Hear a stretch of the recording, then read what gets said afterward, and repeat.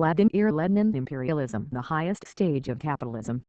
Written, January, June, 1916. Source, Selected Works, Volume 1, pages 667-766. First published, early 1917. Online version, Lenin Internet Archive. Marxists.org. 1999. Transcription / markup, Tim Delaney. Next section, Table of Contents for Imperialism. Collected Works, Volume 22. Lenin Works Archive. Marxist Writers Archive. V.I. Lenin Imperialism, the highest stage of capitalism. 7. Imperialism as a special stage of capitalism. We must now try to sum up, to draw together the threads of what has been said above on the subject of imperialism.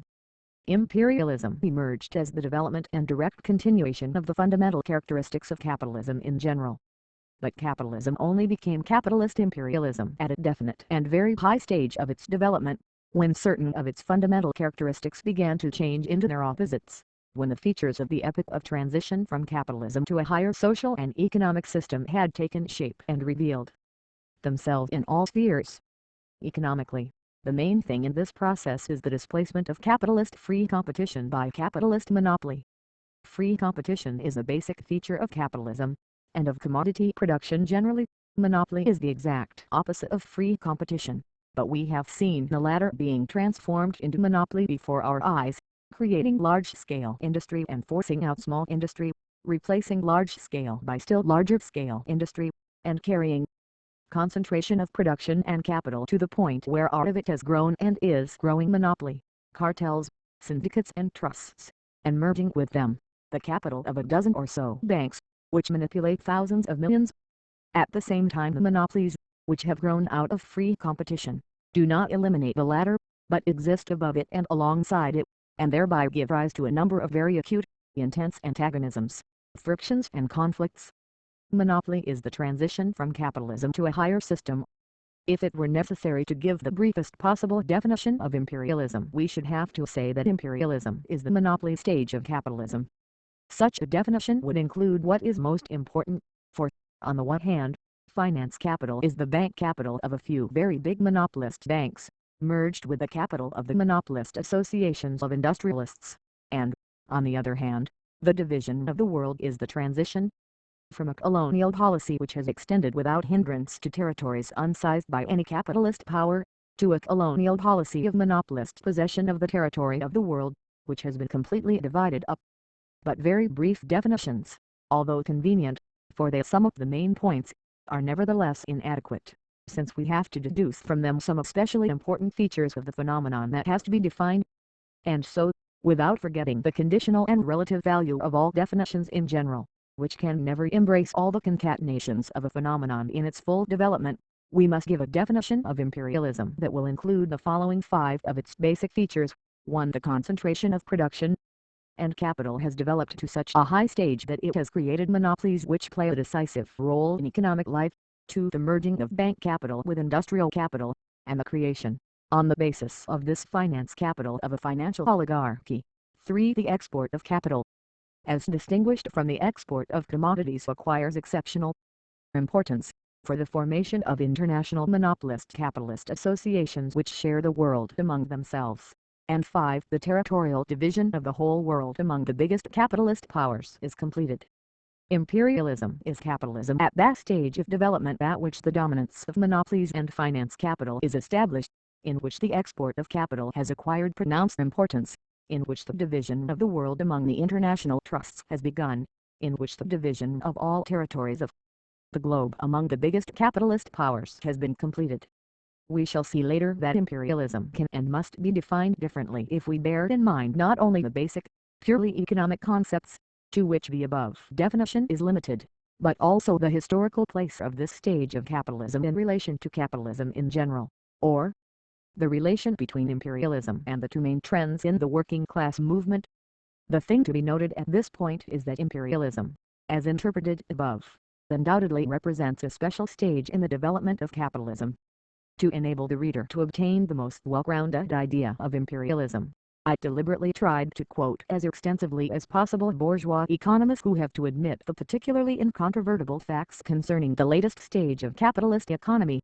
With the same object in view, I have quoted detailed statistics which enable one to see to what degree bank capital, etc., has grown, in what precisely the transformation of quantity into quality, of developed capitalism into imperialism, was expressed. Needless to say, of course, all boundaries in nature and in society are conventional and changeable, and it would be absurd to argue, for example, about the particular year or decade in which imperialism definitely became established.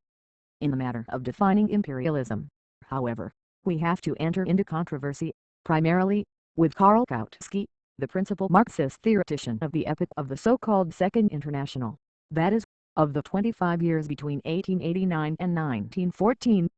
The fundamental ideas expressed in our definition of imperialism were very resolutely attacked by Kautsky in 1915, and even in November 1914, when he said that imperialism must not be regarded as a phase or stage of economy, but as a policy, the definite policy preferred by finance capital, that imperialism must not be identified with present-day capitalism, that if imperialism is to be understood to mean all the phenomena of present-day capitalism, cartels, protection, the domination of the financiers, and colonial policy, then the question as to whether imperialism is necessary to capitalism becomes reduced to the flattest tautology, because, in that case, imperialism is naturally a vital necessity for capitalism, and so on. The best way to present Kautsky's idea is to quote his own definition of imperialism, which is diametrically opposed to the substance of the ideas which I have set forth, for the objections coming from the camp of the German Marxists, who have been advocating similar ideas for many years already, have been long known to Kautsky as the objections of a definite trend in Marxism. Kautsky's definition is as follows: imperialism is a product of highly developed industrial capitalism. It consists in the striving of every industrial capitalist nation to bring under its control or to annex all large areas of agrarian Kautsky's italics territory, irrespective of what nations inhabit it. 1. This definition is of no use at all because it one-sidedly, i.e., arbitrarily, singles out only a national question, although the latter is extremely important in itself as well as in its relation to imperialism. It arbitrarily and inaccurately connects this question only with industrial capital in the countries which annex other nations, and in an equally arbitrary and inaccurate manner pushes into the forefront the annexation of agrarian regions. Imperialism is a striving for annexations. This is what the political part of Kautsky's definition amounts to. It is correct, but very incomplete, for politically, imperialism is, in general, a striving towards violence and reaction. For the moment, however, we are interested in the economic aspect of the question, which Kautsky himself introduced into his definition. The inaccuracies in Kautsky's definition are glaring.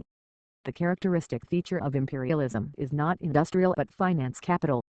It is not an accident that in France it was precisely the extraordinarily rapid development of finance capital, and the weakening of industrial capital, that from the 80s onwards gave rise to the extreme intensification of annexationist colonial policy. The characteristic feature of imperialism is precisely that it strives to annex not only agrarian territories, but even most highly industrialized regions. German appetite for Belgium, French appetite for Lorraine, because what the fact that the world is already partitioned obliges those contemplating the redivision to reach out for every kind of territory, and 2. An essential feature of imperialism is the rivalry between several great powers in the striving for hegemony, i.e., for the conquest of territory, not so much directly for themselves as to weaken the adversary and undermine his hegemony. Belgium is particularly important for Germany as a base for operations against Britain. Britain needs Baghdad as a base for operations against Germany, etc. Kautsky refers especially, and repeatedly, to English writers who, like alleges, have given the purely political meaning to the word imperialism in the sense that he, Kautsky, understands it. We take up the work by the English writer Hobson, Imperialism, which appeared in 1902, and there we read, the new imperialism differs from the older, first, in substituting for the ambition of a single growing empire the theory and the practice of competing empires, each motivated by similar lusts of political aggrandizement and commercial gain. Secondly, in the dominance of financial or investing over mercantile interests. 2. We see that Kautsky is absolutely wrong in referring to English writers generally, unless like meant the vulgar English imperialists, or the avowed apologists for imperialism. We see that Kautsky, while claiming that he continues to advocate Marxism, as a matter of fact takes a step backward compared with the social liberal Hobson, who more correctly takes into account to historically concrete. Kautsky's definition is a mockery of historical concreteness. Features of modern imperialism: 1. The competition between several imperialisms, and 2. The predominance of the financier over the merchant. If it is chiefly a question of the annexation of agrarian countries by industrial countries, then a role of the merchant is put in the forefront. Kautsky's definition is not only wrong and un-Marxist, it serves as a basis for a whole system of views which signify rupture with Marxist theory and Marxist practice all along the line. I shall refer to this later. The argument about words which Kautsky raises as to whether the latest stage of capitalism should be called imperialism or the stage of finance capital is not worth serious attention.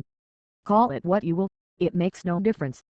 The essence of the matter is that Kautsky detaches the politics of imperialism from its economics, speaks of annexations as being the policy preferred by finance capital, and opposes to it another bourgeois policy which, he alleges, is possible on this very same basis of finance capital.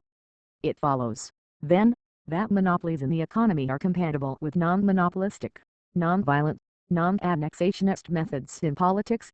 It follows, then, that the territorial division of the world, which was completed during this very epoch of finance capital, and which constitutes the basis of the present peculiar forms of rivalry between the biggest capitalist states, is compatible with a non-imperialist policy. The result is a slurring over and a blunting of the most profound contradictions of the latest stage of capitalism, instead of an exposure of their depth. The result is bourgeois reformism instead of Marxism. Kautsky enters into controversy with the German apologist of imperialism and annexations, Kuno, who clumsily and cynically argues that imperialism is present-day capitalism.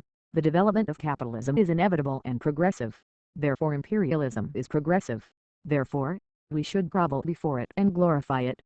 This is something like the caricature of the Russian Marxists which the Narodniks drew in 1894-95. They argued, if the Marxists believe that capitalism is inevitable in Russia, that it is progressive, then they ought to open a tavern and begin to implant capitalism. Kautsky's reply to Kuno is as follows: imperialism is not present-day capitalism, it is only one of the forms of the policy of present-day capitalism. This policy we can and should fight imperialism, annexations, etc. The reply seems quite plausible, but in effect it is a more subtle and more disguised and therefore more dangerous advocacy of conciliation with imperialism, because a fight against the policy of the trusts and banks that does not affect the economic basis of the trusts and banks is mere bourgeois reformism and pacifism, the benevolent and innocent expression of pious wishes.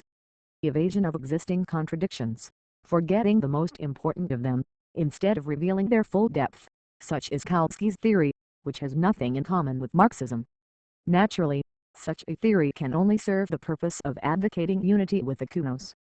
From the purely economic point of view, writes Kautsky, it is not impossible that capitalism will yet go through a new phase, that of the extension of the policy of the cartels to foreign policy, the phase of ultra-imperialism, 3 i.e., of a super-imperialism, of a union of the imperialisms of the whole world and not struggles among them, the phase when wars shall cease under capitalism, a phase of the joint exploitation of the world by internationally united finance capital. For we shall have to deal with this theory of ultra-imperialism later on in order to show in detail how decisively and completely it breaks with Marxism. At present, in keeping with the general plan of the present work, we must examine the exact economic data on this question. From the purely economic point of view, is ultra-imperialism possible, or is it ultra-nonsense? If the purely economic point of view is meant to be a pure abstraction, then all that can be said reduces itself to the following proposition: development is proceeding towards monopolies, hence, towards a single world monopoly, towards a single world trust. This is indisputable, but it is also as completely meaningless as is the statement that development is proceeding towards the manufacture of foodstuffs in laboratories. In this sense, the theory of ultra-imperialism is no less absurd than a theory of ultra-agriculture would be. If, however, we are discussing the purely economic conditions of the epoch of finance capital as a historically concrete epoch which began at the turn of the 20th century, then the best reply that one can make to the lifeless abstractions of ultra-imperialism which serve exclusively the most reactionary aim, that of diverting attention from the depth of existing antagonisms, is to contrast them with the concrete economic realities of the present-day world economy. Kautsky's utterly meaningless talk about ultra-imperialism encourages, among other things, that profoundly mistaken idea which only brings grist to the mill of the apologists of imperialism, i.e., that the rule of finance capital lessens the unevenness and contradictions inherent in the world economy, whereas in reality it increases them. R. Culver, in his little book, An Introduction to the World Economy, 5 made an attempt to summarize the main, purely economic, data that enable one to obtain a concrete picture of the internal relations of the world economy at the turn of the 20th century. He divides the world into 5 main economic areas as follows: 1. Central Europe, the whole of Europe with the exception of Russia and Great Britain, to Great Britain. 3. Russia, for Eastern Asia. 5. America. He includes the colonies in the areas of the states to which they belong and leaves aside the few countries not distributed according to areas, such as Persia, Afghanistan, and Arabia in Asia, Morocco and Abyssinia in Africa, etc. Here is a brief summary of the economic data he quotes on these regions. Principal economic areas. Area pop. Transport trade industry. Million square miles, millions railways thou. Kilometers. Mercantile fleet, millions tons. Imports, exports, million marks. Output of coal milk, tons. Of pig iron milk, tons. Number of cotton spindles, millions. 1. Central Europe, 27.6, 23.6, 388, 146, 204, 841, 251, 15, 26. 2. Britain, 28.9, 28.6, 398, 355, 140, 1125, 249, 951. 3. Russia, 22, 131, 63, 13, 16, 37. 4. Eastern Asia, 12, 389, 8128.0.0225. America, area code 301483796, 14, 245, 14, 19. Note: the figures in parentheses show the area and population of the colonies. We see 3 areas of highly developed capitalism: high development of means of transport, of trade and of industry, the Central European, the British and the American areas. Among these are 3 states which dominate the world: Germany, Great Britain, and the United States. Imperialist rivalry and the struggle between these countries have become extremely keen because Germany has only an insignificant area and few colonies. The creation of Central Europe is still a matter for the future. It is being born in the midst of a desperate struggle. For the moment the distinctive feature of the whole of Europe is political disunity. In the British and American areas, on the other hand, political concentration is very highly developed, but there is a vast disparity between the immense colonies of the one and the insignificant colonies of the other. In the colonies, however, capitalism is only beginning to develop. The struggle for South America is becoming more and more acute. There are 2 areas where capitalism is little developed: Russia and Eastern Asia. In the former, the population is extremely sparse; in the latter it is extremely dense. In the former political concentration is high; in the latter it does not exist. The partitioning of China is only just beginning, and the struggle for it between Japan, the U.S., etc., is continually gaining in intensity. Compare this reality, the vast diversity of economic and political conditions, the extreme disparity in the rate of development of the various countries, etc., and the violent struggles among the imperialist states, with Kautsky's silly little fable about peaceful ultra-imperialism. Is this not the reactionary attempt of a frightened Philistine to hide from stern reality? Are not the international cartels which Kautsky imagines are the embryos of ultra-imperialism in the same way as one can describe the manufacture of tablets in a laboratory as ultra-agriculture in embryo, an example of the division and the redivision of the world, the transition from peaceful division to non-peaceful division, and vice versa?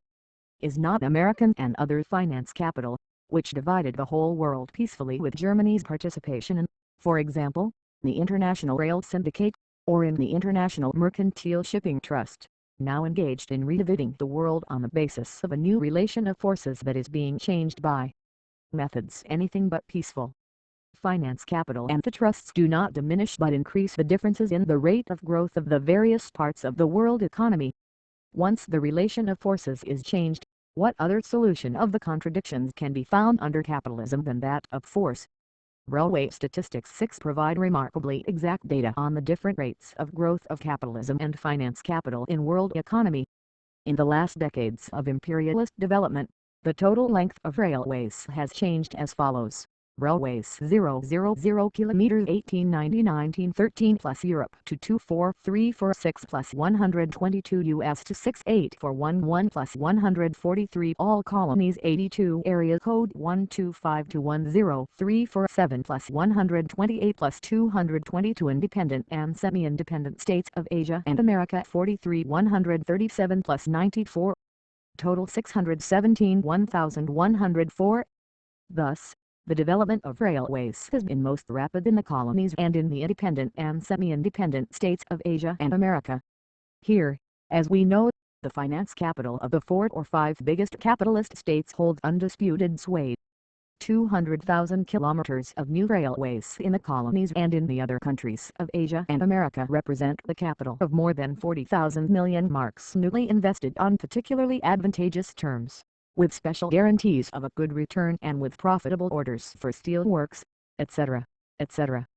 Capitalism is growing with the greatest rapidity in the colonies and in overseas countries. Among the latter, new imperialist powers are emerging, e.g., Japan. The struggle among the world imperialisms is becoming more acute. The tribute levied by finance capital on the most profitable colonial and overseas enterprises is increasing. In the division of this booty, an exceptionally large part goes to countries which do not always stand at the top of the list in the rapidity of the development of their productive forces. In the case of the biggest countries, together with their colonies, the total length of railways was as follows. 000 kilometers 1890-1913 US to 68413 plus 145 British Empire 107-08 plus 101 Russia 30-78 plus 46 Germany 4368 plus 25 France 4163 plus 22 total for 91830 plus 339. Thus, about 80% of the total existing railways are concentrated in the hands of the 5 biggest powers.